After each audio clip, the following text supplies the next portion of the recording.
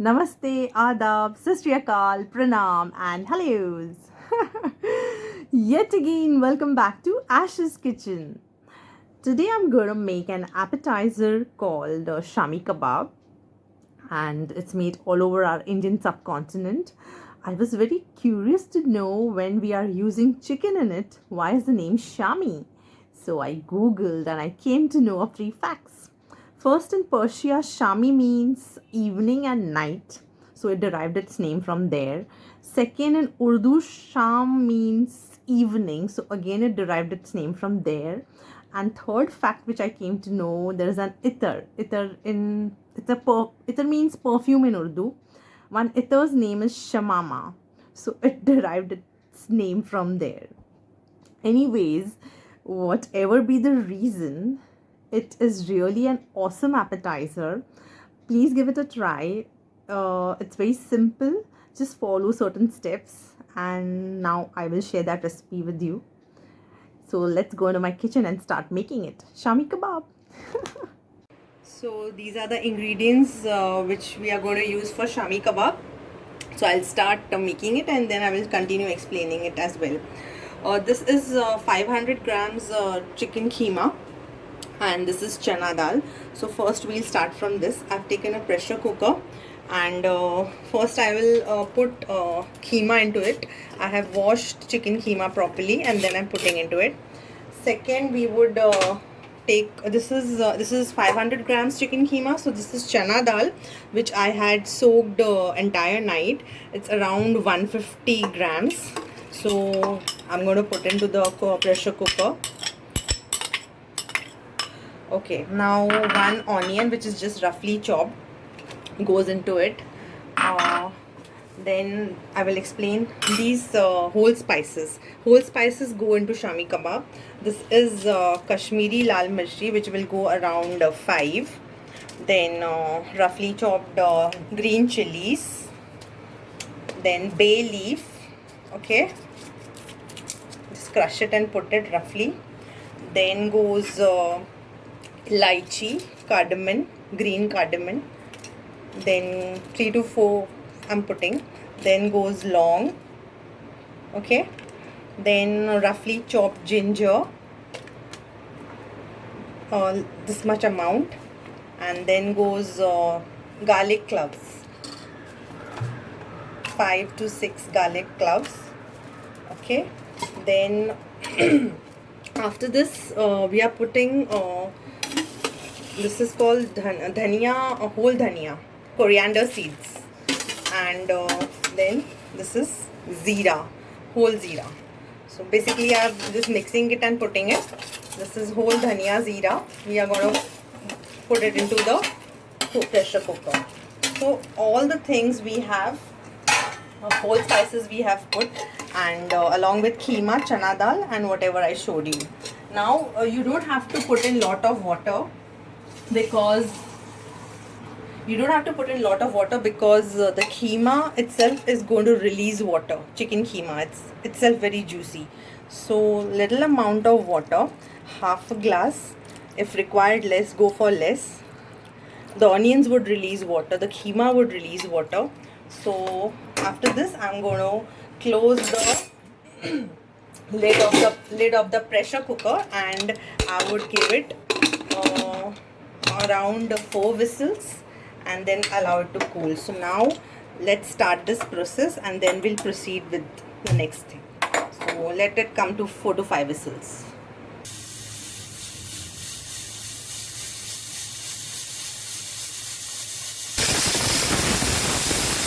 I have opened the lid of the pressure cooker and see everything has been cooked properly.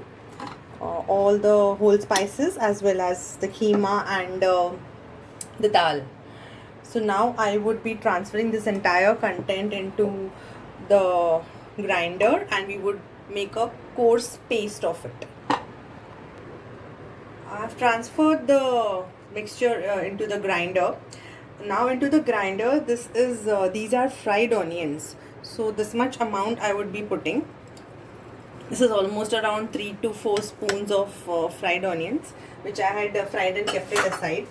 I had not put in salt, so salt I would be putting, it's around 1 spoon, and if it's required more, I'll put it later on. Black pepper, this would actually enhance the taste of it. I had not put in cinnamon stick in the whole spices. I have cinnamon powder at my place, so I'm putting that, little of it, just for flavor. Then little bit of coriander, which we'll put later also. Then of course this is the main thing, mint leaves, fresh mint leaves, roughly I've chopped it, and a little bit of curry patta. So this we are going to grind it into a coarse paste. I have grinded the kebabs, the mixture, I'm sorry, and this is what you will get, a coarse form of this. Then I would put half a spoon of lemon juice. Then this is coriander, good amount, and this is mint leaves. Then I would give it a quick mix. I have added little more salt into it. It was not sufficient. One more thing I forgot to mention is we had put in bay leaves into the boiling process. While before grinding it, I have removed the bay leaf because it would give a very sour type of taste. It was just for flavor. When once you grind that bay leaf, it doesn't give you that good flavor. So I removed it out and I got the essential flavors during the boiling process. So I have given it a good mix. And then for binding these kebabs, this is one egg I have taken, and I just stir it and put it inside this. So this would be the binding of our kebabs. Give it a good mix and allow it to rest for 4 to 5 minutes, and then we would make the desired shape of the kebabs. So this mixture is ready. One thing I wanted to tell you, sometimes it becomes very soft, so you need not worry. You can add besan, chana powder, and then you can give it a good binding. Many times I also don't get that proper binding, so I add 2 to 3 spoons of besan, so then you can get it. And second tip is that you can also keep it in the fridge for 15 to 20 minutes, so the mixture becomes a bit hard sort of, and then you can give it a proper shape. Now this is a pan. Many people deep fry it, but I do not deep fry it. I shallow fry it. So I have put 2 to 3 spoons of ghee, which I'm finding less, so I'll be putting more.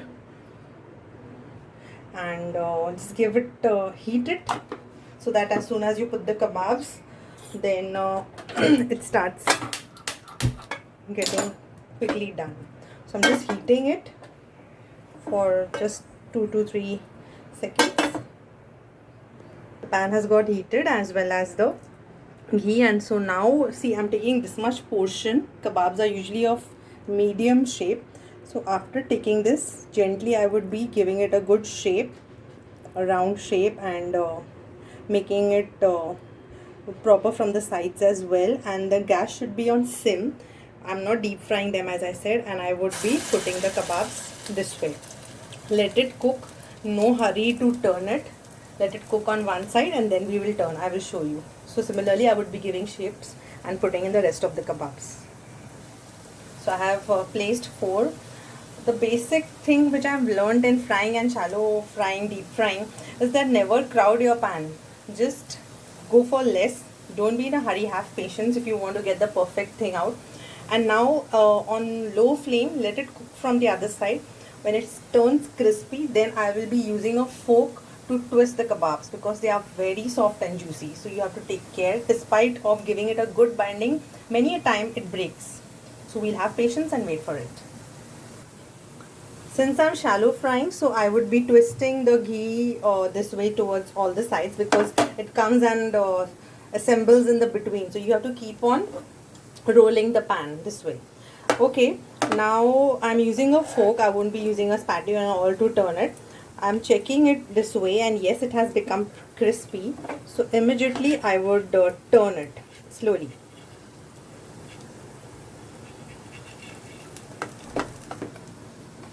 and here it goes this way. So basically we'll be turning all the kebabs and would be giving it a crispier version. So do it very slowly, as I said. So all the kebabs we have to turn and make it reddish, sort of reddish brown, crispier one. So my kebabs are ready, Shami kebabs, and I've plated it. As I told you before, it is to be served with onion rings and lime. So squeeze the lime on it, have a bite of onion, and then Shami kebab, and enjoy the crunchiness and juiciness of these kebabs. For now, I take your leave. Kindly subscribe, comment and like my video. We'll be back soon with something very exciting and very good. So take care. Bye bye. Stay healthy, stay fit. Bye bye.